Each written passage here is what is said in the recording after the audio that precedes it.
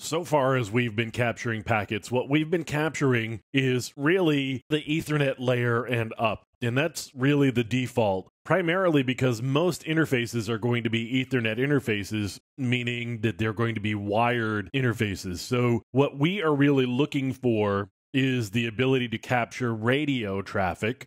And so what I want to do is look at my Wi-Fi interface. I'm just going to double click it and I'm going to bring up the interface settings. Now, by default, what we're doing is we're capturing in promiscuous mode. Promiscuous mode means normally you only get messages that are destined for your particular interface.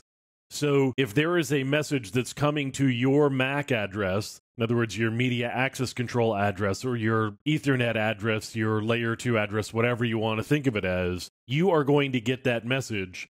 You can also get messages that are destined for the broadcast MAC address.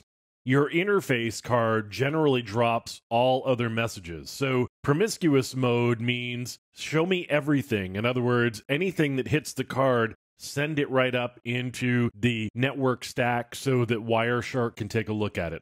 So we're going to get everything that comes across the interface. That's for Ethernet messages. What we are not getting, though, is all of the radio messages, and that requires monitor mode. In order to get monitor mode, you have to have an interface that supports it, and you have to go turn it on, and you'll see the link layer header type just changed. Before that, it was showing Ethernet. Now we are getting 802.11 plus radio tap header.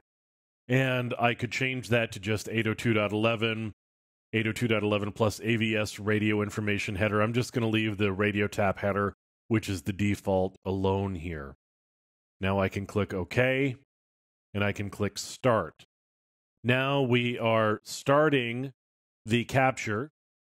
And you can see all of the messages that we're getting here. We're getting beacon frames and we're getting acknowledgments. We're getting a lot of 802.11 traffic here. And this is all of the radio traffic. I would not get this. And let me just show you the difference. We're going to close this out. And I'm going to open up my interface settings again. I'm going to uncheck the monitor mode, same interface. I click Start, and this is what I get. I'm no longer getting the 802.11 traffic. In order to get that, I have to bring up the interface settings and make sure that I am capturing packets in monitor mode. Once I do that, I click Start. Now I'm back to getting my 802.11 messages. And we're going to take a look at digging into these messages and see what they all contain coming up in the next lesson.